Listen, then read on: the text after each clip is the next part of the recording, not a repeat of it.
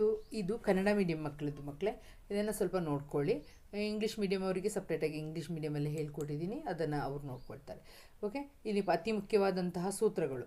ವಾಸ್ತವ ಸಂಖ್ಯೆಗಳು ಯಾವುದೇ ಎರಡು ಧನಪೂರ್ಣಾಂಕ ಎ ಬಿಗಳಿಗೆ ಮಾಸಹ ಕೊಟ್ಟಾಗ, ಮಾಸಹ ಮತ್ತು ಲಾಸಹವನ್ನು ಕೊಟ್ಟಾಗ ಸೂತ್ರ H × L = A × B.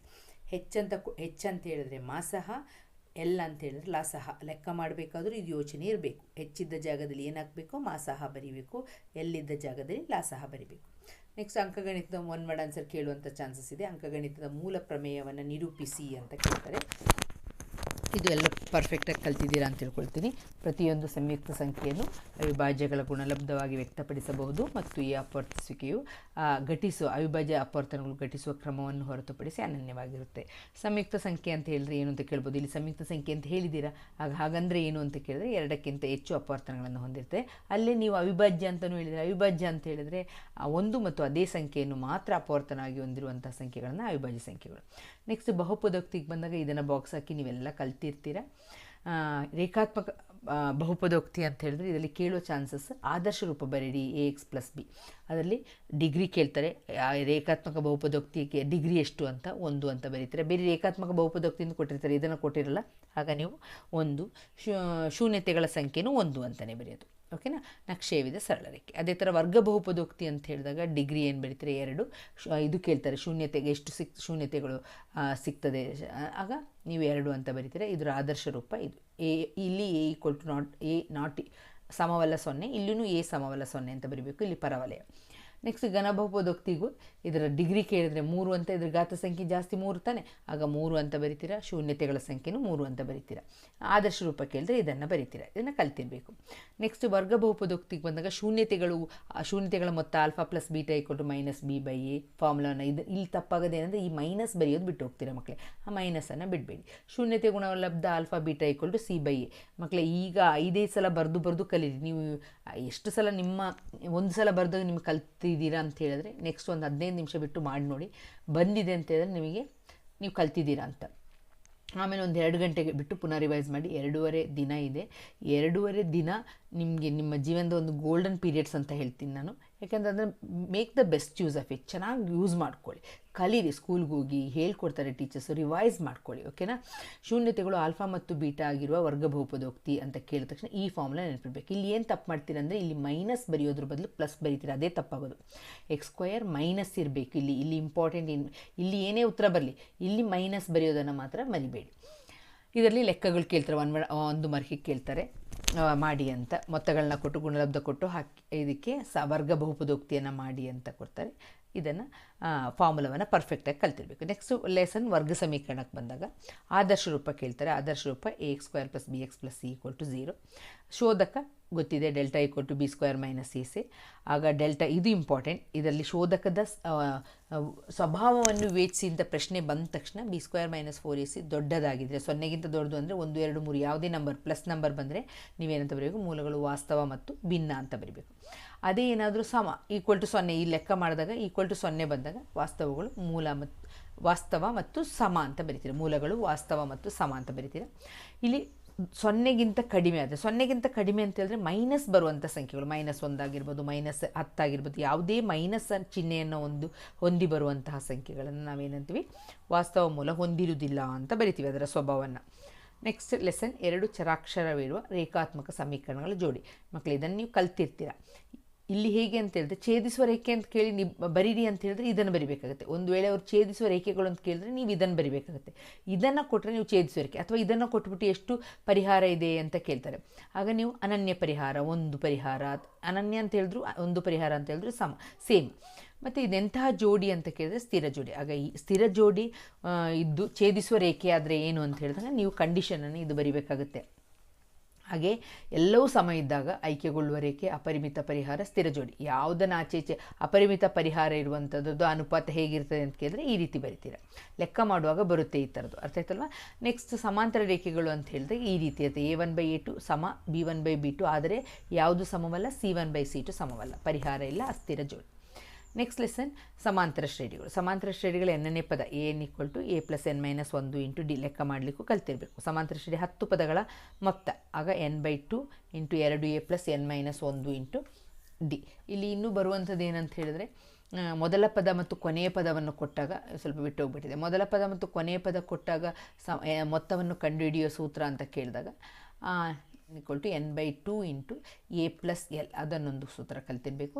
Next ಸಮಸಂಖ್ಯೆಗಳ ಮೊತ್ತ ಅಂತ ಕೇಳಿದ ತಕ್ಷಣ SN = n ಇಂಟು n+1.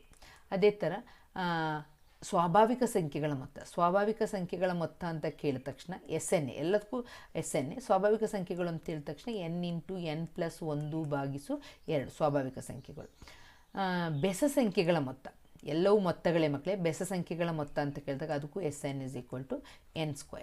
ಒಂದು ವೇಳೆ ಇನ್ನೊಂದು ಕ್ವಶನ್ ಏನಂತಂದರೆ, ಪಕ್ಕಪಕ್ಕದ ನಂಬರ್ದುಗಳು ಮೊತ್ತಗಳನ್ನ ಕೊಟ್ಟಾಗ ನಾವು ಹೇಗೆ ಕೊನೆಯ ಪದವನ್ನು ಕಂಡುಹಿಡಿಯೋದು, ಆ ಪದವನ್ನು ಕಂಡುಹಿಡಿಯೋದು ಹೇಗೆ ಅಂತ. ಉದಾಹರಣೆಗೆ ನಮಗೆ ಇಲ್ಲಿ 6 ಪದಗಳ ಮೊತ್ತ 25, 7 ಪದಗಳ ಮೊತ್ತ 40 ಆದಾಗ 7ನೇ ಪದವನ್ನು ಕಂಡುಹಿಡಿಯಿರಿ ಅಂತ ಹೇಳಿದಾಗ ಸೂತ್ರ AN = SN ಮೈನಸ್ SN-1. ಅದನ್ನು ಯೋಚನೆ ಇಟ್ಕೋಬೇಕು. ಇದು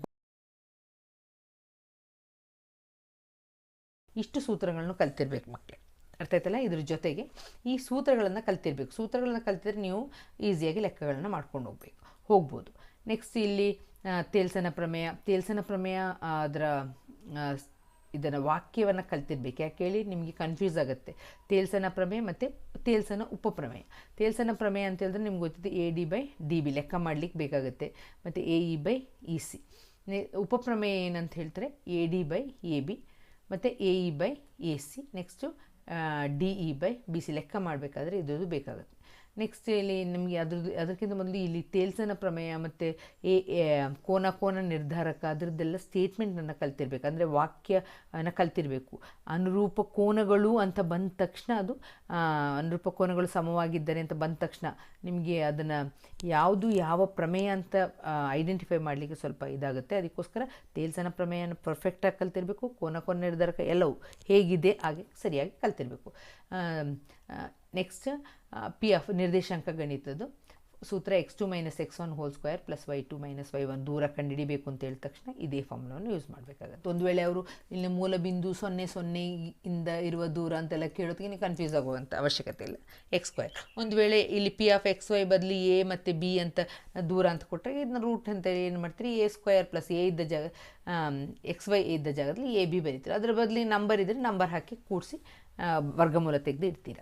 ಆಮೇಲೆ ಆಂತರಿಕವಾಗಿ ಈ ಅನುಪಾತ ಹೀಗೆ ಕೊಟ್ಟರು ಅಂತ ಹೇಳಿದ ತಕ್ಷಣ ನೀವು ಇದನ್ನು ಸೂತ್ರವನ್ನು ಕಲ್ತೀರಿ. m1x x2 + m2x1 / m1 + m2. ಇಲ್ಲಿ m1y2 + m2y1 ಮಿಕ್ಸ್ ಮಾಡಿಬಿಡಿ. ಒಂದು ಸಲ ಎಕ್ಸ್ ಬರೆಯೋದು, ಇಲ್ಲಿ ಎಕ್ಸ್ ಬರೆಯೋದು, ಇಲ್ಲಿ ವೈ ಬರೆಯೋದು, ಹಾಗಿಲ್ಲ. ಇಲ್ಲಿ ಫುಲ್ ಎಕ್ಸನ್ನೇ ಬರಿಬೇಕಾಗುತ್ತೆ, ಇಲ್ಲಿ ಫುಲ್ ವೈಯನ್ನು ಬರಿಬೇಕಾಗುತ್ತೆ. ಯೋಚನೆಕೊಂಡು ಸ್ವಲ್ಪ ಪ್ರಾಕ್ಟೀಸ್ ಮಾಡಿ. 1 2 2 1 1 2 ಅಂತ ಮೆಥಡಲ್ಲಿ ಕಲಿ. ನೆಕ್ಸ್ಟ್ ಇಲ್ಲಿ ಮಧ್ಯಬಿಂದುವಿನ ನಿರ್ದೇಶಾಂಕ ನೋಡಿ ಮಕ್ಕಳೇ, ಇಂಪಾರ್ಟೆಂಟ್ ಪಾಸಿಂಗ್ ಪ್ಯಾಕೇಜು ಮತ್ತು ಸ್ಕೋರಿಂಗ್ ಪ್ಯಾಕೇಜು ಎರಡನ್ನೂ ಮಾಡಿದ್ದೀನಿ. ಸ್ವಲ್ಪ ನೋಡ್ಕೊಳ್ಳಿ. ಕ್ವಶನ್ ಪೇಪರ್ನ ಎಲ್ಲ question paper model question paper ಆಗಿದೆ. ಪ್ರಿಪ್ರೇಟರಿದು ಕ್ವಶನ್ ಪೇಪರು ಹಾಕಿಟ್ಟಿದ್ದೀನಿ. ಸೊ ಅದನ್ನು ಪ್ಲೇಲಿಸ್ಟಲ್ಲಿ ಹೋಗಿ ಅದನ್ನು ಕ್ವಶನ್ ಪೇಪರ್ನ ಪರ್ಫೆಕ್ಟಾಗಿ ಕಲೀರಿ. ಅದು ಕಲ್ತ್ರೇ ನಿಮಗೆ you can score more than 80.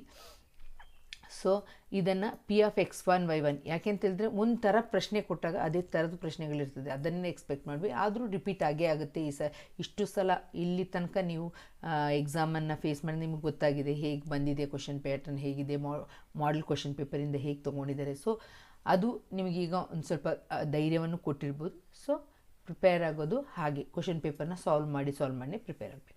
Next ಮಧ್ಯಬಿಂದುವಿನ ನಿರ್ದೇಶಾಂಕ ಅಂತಂದರೆ x1 + x2/2 y1 + y2/2 ಅನ್ನು ಉಪಯೋಗಿಸಬೇಕು.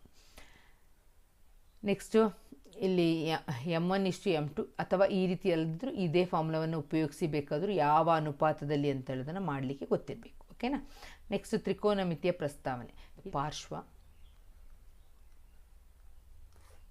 ಇದು ಅಭಿಮುಖ, ಇದು ವಿಕರ್ಣ. ಓಕೆ, ಇದನ್ನು ಕಲ್ತಿರಬೇಕು. ಅರ್ಥ ಆಯ್ತಲ್ಲ. ಇಲ್ಲಿ ಈ ಕೋನದ ಬಗ್ಗೆ ಮಾತಾಡ್ತಾ ಇದ್ದಾರೆ ಅಂತಂದರೆ ಸೈನ್ ಥೀಟಾ ಅಂತ ಹೇಳಿದ್ರೆ ಅಲ್ಲಿ ಅಭಿಮುಖ ಬೈ ವಿಕರ್ಣ ಅದನ್ನು ಕಲ್ತಿರಬೇಕು. ಅಭಿಮುಖ ಬೈ ವಿಕರ್ಣ. ಕಾಸ್ ಥೀಟಾ ಅಂತ ಹೇಳಿದ್ರೆ ಪಾರ್ಶ್ವ ಬೈ ವಿಕರ್ಣ. ಟ್ಯಾನ್ ಅಂತ ಹೇಳಿದ್ರೆ ಅಭಿಮುಖ ಬೈ ಪಾರ್ಶ್ವ. ಇದು ಇದ್ರ ಜಸ್ಟ್ ಉಲ್ಟ, ಸೈನಿಯದು ಉಲ್ಟ ಯಾವ್ದು ಬೇಕು, ಕೊಸಕೆಯದು ಉಲ್ಟ ಸೈನಿಯ, ಸೈನ್ಯದ ಉಲ್ಟ ಕೊಸಕೆ ಆಗಿ ಬರೆದ್ರೆ ಆಯಿತು. ಈಗ ಇದನ್ನು ವಿಕರ್ಣ ಮೇಲೆ ಬರಿಬೇಕು, ಕೆಳಗೆ ಅಭಿಮುಖ ಬರಿಬೇಕಾಗುತ್ತೆ. ಇಲ್ಲಿ ಸಿಕೆಂಟಿಯೆ ಅಥವಾ ಸೆಕ್ಕಿಯೆ ಅಂತ ಹೇಳಿದ್ರೆ ಇದ್ರದ್ದು ಕರೆಕ್ಟ್ ಆಪೋಸಿಟ್. ಫಸ್ಟ್ ವಿಕರ್ಣ ಮೇಲೆ ಬರಿತೀರಾ, ಕೆಳಗೆ ಏನು ಬರಿತೀರಾ, ಪಾರ್ಶ್ವ ಅಂತ ಬರಿತೀರಾ.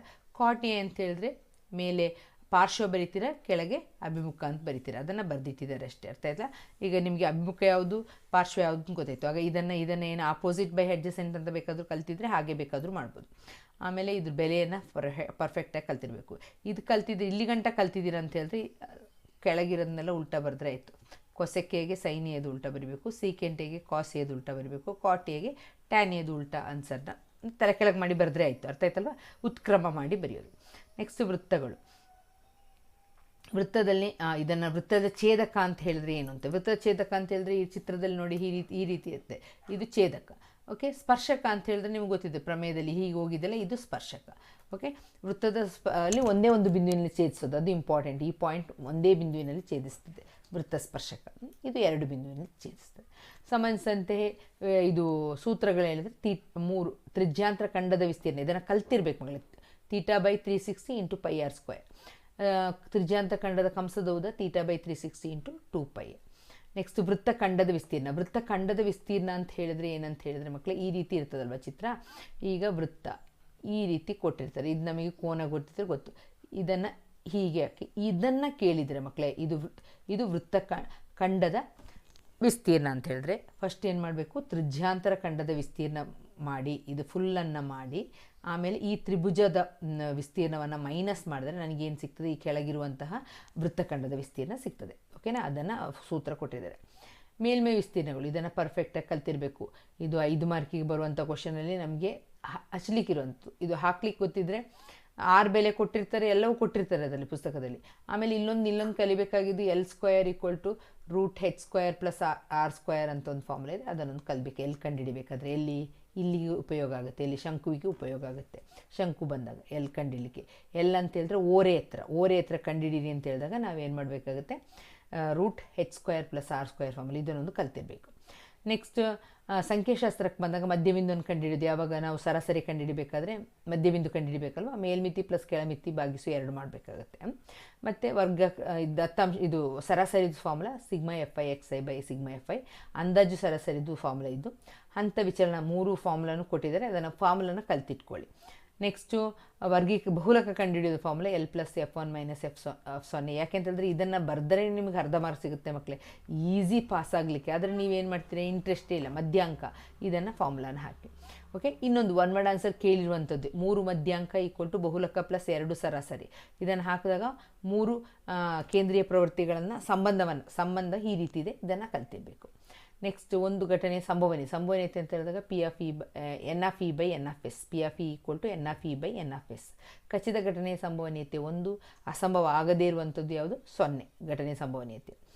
ಇದು ಗೊತ್ತಿರಬೇಕು, ಯಾವಾಗಲೂ ನಮ್ಮ ಸಂಭವನೀಯತೆ 0 ಮತ್ತು 1 ನಡುವೆ ಇರ್ತದೆ. ಇದು ಎಲ್ಲ ಪ್ರಾಥಮಿಕ ಘಟನೆ ಸಂಭವನೀಯತೆ ಮೊತ್ತ ಎಷ್ಟಾಗಿರುತ್ತೆ, 1 ಆಗಿರ್ತದೆ, 1ಕ್ಕಿಂತ ಮೇಲೆ ಹೋಗಲ್ಲ, 1ಕ್ಕಿಂತ ಕೆಳಗೇನೆ, ಅರ್ಥಾತ್ 0ಗಿಂತ ಅವರಿಗೆ ಇದು 0 ಮತ್ತು 1 ನಡುವೆ ಇರ್ತದೆ ಅಂತ ಇಲ್ಲೇ ಕಲ್ತಿದ್ದೀರಾ, ಆಗ ಇದು ಗೊತ್ತಿರಬೇಕು.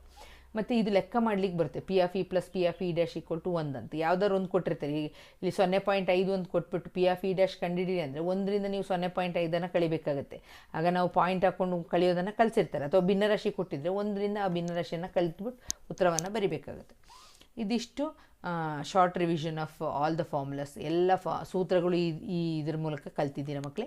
ಇದನ್ನು ಬೇರೆ ನಾವು ಹೇಳಿದ್ರೆ ಸಾಲದು, ನೀವು ಇದನ್ನು ನೋಡದೆ ಬರಿಬೇಕು. ಎಲ್ಲ ಸೂತ್ರಗಳನ್ನು ಕಲ್ತ್ಬಿಟ್ರೆ ಒಂದು ಸಲ ನೀವು ಈಸಿಯಾಗಿ ಲೆಕ್ಕವನ್ನು ಮಾಡ್ಕೊಂಡು ಹೋಗ್ಬೋದು.